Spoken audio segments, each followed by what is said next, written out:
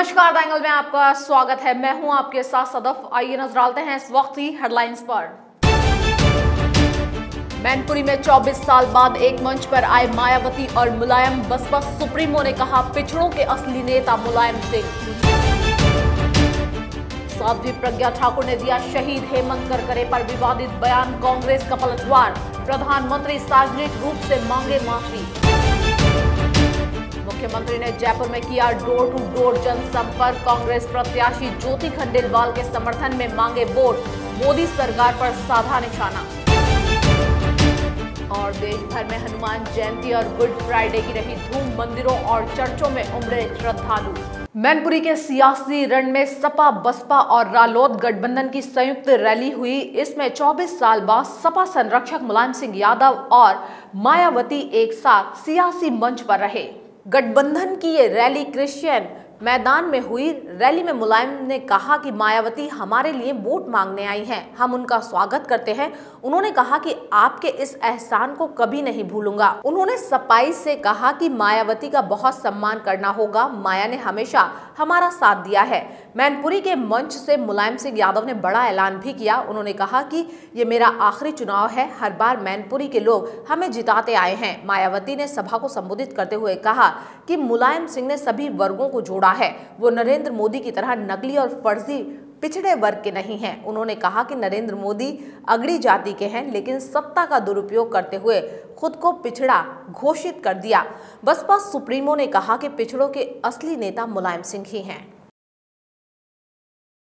Bhopal Lok Sabha seat से BJP प्रत्याशी साध्वी प्रज्ञा ठाकुर ने 26/11 के मुंबई हमले में शहीद हुए हेमंत करकरे के खिलाफ विवादित बयान दिया है। प्रज्ञा ठाकुर ने कहा कि हेमंत करकरे ने उन्हें गलत तरीके से फंसाया है। प्रज्ञा ठाकुर ने कहा कि एक अधिकारी ने हेमंत करकरे से उन्हें छोड़ने को कहा था, लेकिन करकरे ने कहा था कि वो कुछ भी करेंगे, सबूत लाएंगे, लेकिन साध्वी को नहीं छोड़ेंगे। साध्वी प्रज्ञा ठाकुर ने कहा कि हेमंत करकरे का यह कदम देशद्रोह था, धर्म विरुद्ध था। साध्वी बोली कि ये उसकी कुटिलता थी, ये देशद्रोह था, धर्म विरुद्ध था। वो मुझसे पूछता था कि क्या मुझे सच के लिए भगवान के पास जाना होगा, तो मैंने कहा था कि आपको जरूरत है तो जाइए।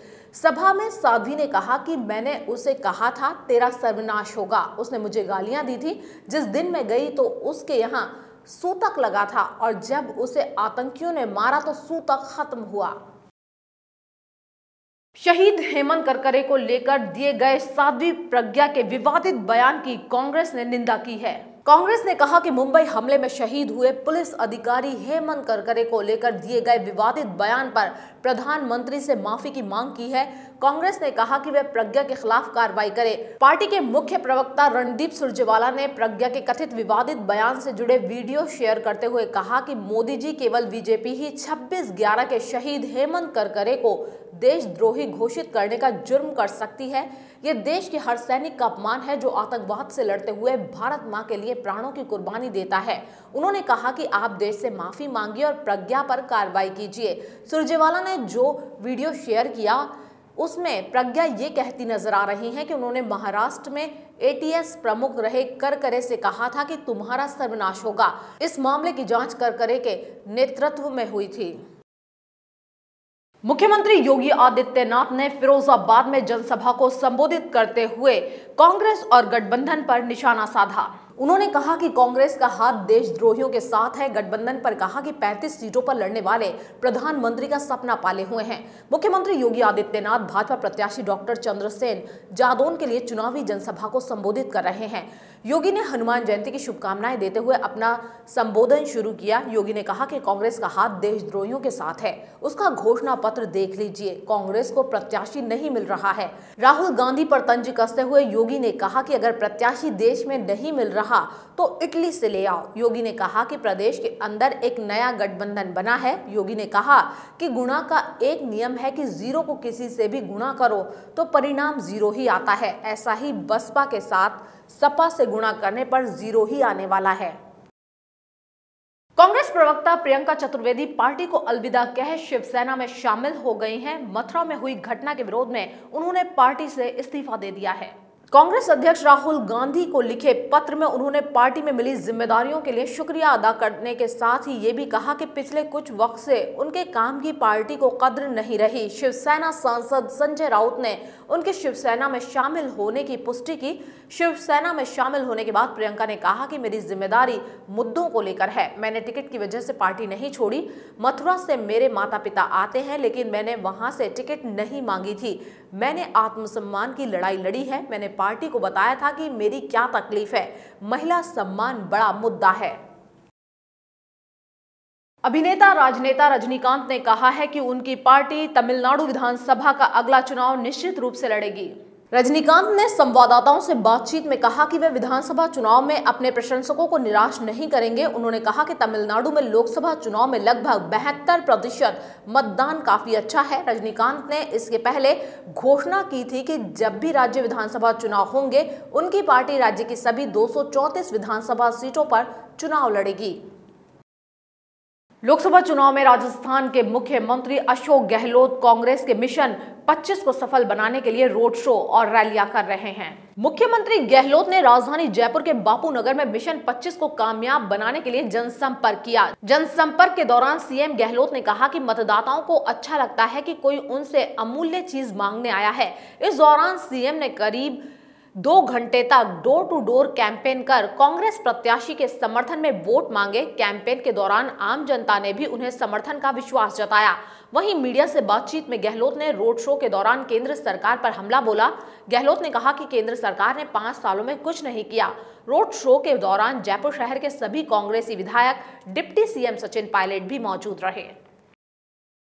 ये आज हमने जो किया ना, पूरे देश में कैंपेनिंग ऐसा होना चाहिए जिससे कि आम मतदाता के घर जाकर के, गली में, मोहल्ले में, दुकान में जाकर के आप वोट मांगो तो गरीब आदमी का मान सम्मान बढ़ता है कि हमारे घर कोई मांगना है, मेरे पास कोई अमूल्य चीज़ है, वो मांगने आ रहे हैं। उसी से लोकतंत्र जिंदा है, उसी से मान सम्मान बढ़ता है मतदाताओं का। और मैं समझता हूँ ये पर मीटिंग करते हैं, अपील करते हैं, तो मीटिंग हो, सभाएँ हो, कॉर्ड मीटिंग हो, घर घर अभियान हो, ये अभियान चलते रहने चाहिए। भाजपा के राष्ट्रीय प्रवक्ता सुधांशु त्रिवेदी भाजपा मुख्यालय में मीडिया से रूबरू हुए। सुधांशु त्रिवेदी ने मुख्यमंत्री अशोक गहलोत के राष्ट्रपति के लिए दिए गए बयान को निंदनीय बताया। उन्होंने कहा कि कांग्रेस प्रत्याशी शत्रुघ्न सिन्हा को प्रधानमंत्री पद की पात्रता राहुल गांधी से ज्यादा किसी और में अधिक नजर आती है। त्रिवेदी ने कहा कि पहले गठबंधन सहयोगी राहुल गांधी को प्रधानमंत्री के योग्य नहीं मानते थे। अब उनके स्टार प्रचारक शत्रुघ्न सिन्हा को भी राहुल गांधी में प्रधानमंत्री पद की योग्यता नजर नहीं आती। वहीं अखिलेश और मायावती के गठबंधन पर भी निशाना साधा। उन्होंने कहा कि राजस्थान में कांग्रेस की सरकार बने करीब 4 महीने हो गए। इस बीच पहले जो केंद्र सरकार से किसानों को 6,000 मिलता था, उस अधिकार से उन्हें वंचित कर दिया, क्योंकि उसने केंद्र को सत्यापित सूची भेजी ही नहीं। आयुष्मान भारत योजना लागू ही नहीं किया। नौजवानों के लिए जो 3,500 रुपए बेरोजगार भत्ता देना था, वो दिया ही नहीं है। 10% सामान्य वर्ग का आरक्षण दिया ही नहीं। पूर्व राजस्थान के मुख्यमंत्री अशोक गहलोत जी ने एक बहुत निंदनीय बयान दिया था, जिसमें महामहिम राष्ट्रपति पद की पात्रता में उन्हें कुछ और नजर आने लगा था। और आप संयोग देखिए कि जब वो राष्ट्रपति पद की पात्रता के बारे में कुछ ऐसा बोल रहे थे, आज एक कदम और आगे हो गया। आज कांग्रेस के सांसद पद के प्रत्याशी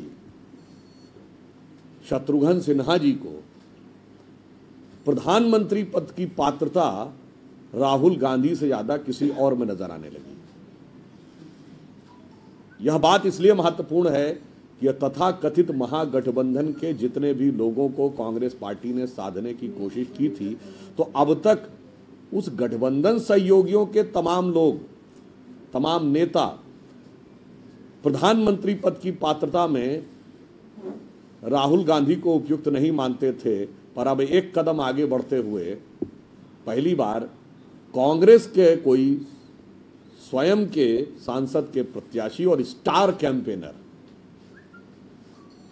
राहुल गांधी के अंदर वह पीएम मटेरियल नहीं देख पा रहे हैं जो उनको अखिलेश यादव और मायावती जी में नजर आ रहा है। हनुमान जयंती छोटी काशी सहित प्रदेश भर में भक्ति भाव और धूमधाम से मनाई गई। शहर के प्रमुख मंदिरों में हनुमान जी की प्रतिमाओं का पंचामृत अभिषेक हुआ। सुंदरकांड के पाठ से संपूर्ण वातावरण भक्तिमय हो गया। मंदिरों में भगवान हनुमान का गुणगान हुआ। हनुमान मंदिरों में प्रतिमाओं का महास्नान, दुग्धाभिषेक, चोला अर्पण कर नवीन पोशाक धारण कराकर मनमोहक श्रृंगार किया गया। ये भक्तिमय वातावरण खोले के हनुमान मंदिर, ढेर के बालाजी मंदिर, पापड़ के हनुमान मंदिर, चांदपोल और सांगानेरी गेट स्थित हनुमान मंदिर, घाट के बालाजी मंदिर, काले हनुमान जी मंदिर सहित अन्य मंदिरों में देखने को मिला। शहर भर में पद यात्राएं और शोभा यात्राएं भी निकाली गईं। मंदिरों में भक्तों के लिए भंडारे, महाप्रसादी के भी आयोजन हुए। बड़ी संख्या में श्रद्धालुओं ने हनुमान मंदिरों में दर्शन किए। राजधानी जयपुर सहित प्रदेश भर में यीशु मसीह की शहादत का दिन गुड फ्राइडे मनाया गया। यीशु मसीह के अनुयायियों ने प्रेम, त्याग, समर्पण की प्रतिमूर्ति यीशु मसीह को याद करते हुए प्रार्थना सभाओं का आयोजन किया। सभाओं में भक्ति, श्रद्धा और समर्पण का अनूठा भाव साकार होता नजर आया। गुड फ्राइडे का दिन दुख, संताप और उस पीड़ा को महसूस करने का है जो परमेश्वर यीशु ने मानव जाति और पापियों को पाप की मुक्ति देने के लिए क्रूस पर चढ़ते वक्त सहन की थी। इस खास दिन पर जयपुर की कई चर्चों में यीशु की भक्ति से ओतप्रोत भक्ति गीतों के साथ बाइबल का पाठ किया गया और यीशु की 7 वाणियों को भी जीवन में उतारने का संकल्प लिया गया। गुड फ्राइडे के दिन चर्चों में प्रार्थना सभाएं आयोजित हुई। फिलहाल इस बुलेटिन में इतना ही। खबरों का सिलसिला लगातार जारी रहेगा। आप बने रहिए हमारे साथ। नमस्कार।